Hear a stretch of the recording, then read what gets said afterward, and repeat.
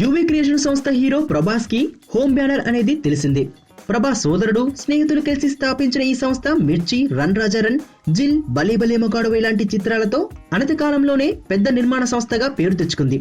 ప్రభాస్ మిర్చి తర్వాత బాహుబలితో బిజీ అయిపోవడంతో మళ్లీ తన సంస్థలో మరో చిత్రం చేయలేకపోయాడు. బాహుబలి తర్వాత చేసే సినిమా ఇదే బ్యానర్ లో ఉంటుందని మాత్రం ఎప్పుడూ ఫిక్స్ అయింది. ఇదిలా ఉంటే ఈ సంస్థకు వచ్చిన మంచి పేరు, నిర్మాతలకి ఉన్న అభిరుచి దృష్ట్యా వీరితో పనిచేయడానికి ఇతర స్టార్ హీరోలు సైతం ఆసక్తి చూపిస్తున్నారు. ఇప్పుడు వినిపిస్తున్న వార్తలను బట్టి రామ్ చరణ్ తో ఈ బ్యానర్ లో ఓ సినిమా ఉంటుందని తెలిసింది. జిల్ డైరెక్ట్ చేసిన రాధాకృష్ణ ఒక కథని సిద్ధం చేశాడట. అది రామ్ చరణ్ కి అయితే బాగుంటుందని యూవీ క్రియేషన్ వాళ్ళు తనని కాంటాక్ట్ చేశారట.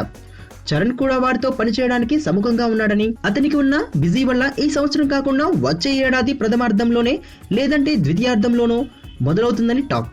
ఈ ప్రాజెక్ట్ గానీ సెట్ అయితే చరణ్ నుంచి ఇంకో ప్రామిసింగ్ మూవీ ఎక్స్పెక్ట్ చేయవచ్చు.